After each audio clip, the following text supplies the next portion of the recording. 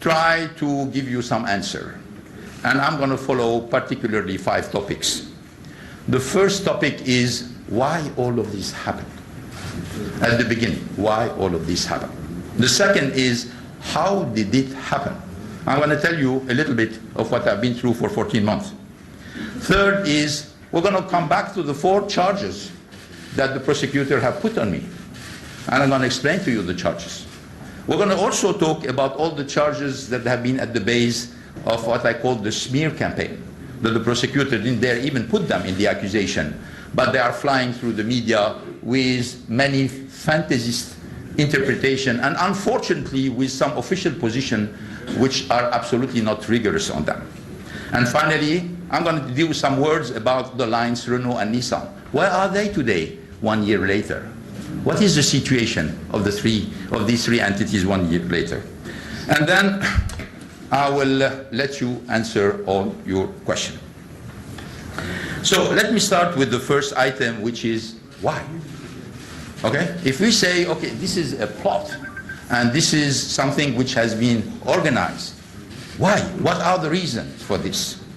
Well, we have 2 reasons.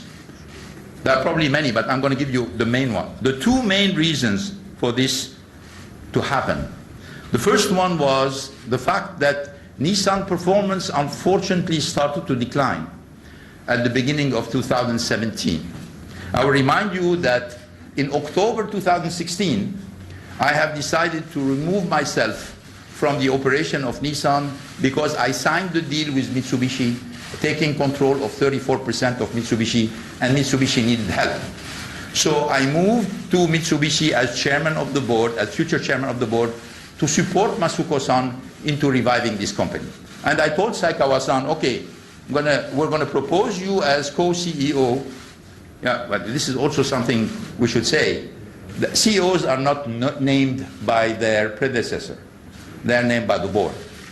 They are proposed by the predecessor, but it is the board decision. So when people say, oh, Monsieur Bolloré was named by Mr. Ghosn, wrong. Mr. Bolloré was named by the board.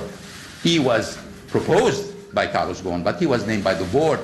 So when they say, oh, he was named by Mr. Ghosn, that means he has no legitimacy, it's dead wrong. It's not factual. The members of the board of Renault voted unanimously to nominate him as CEO. And 9 months later, that unanimously voted him down.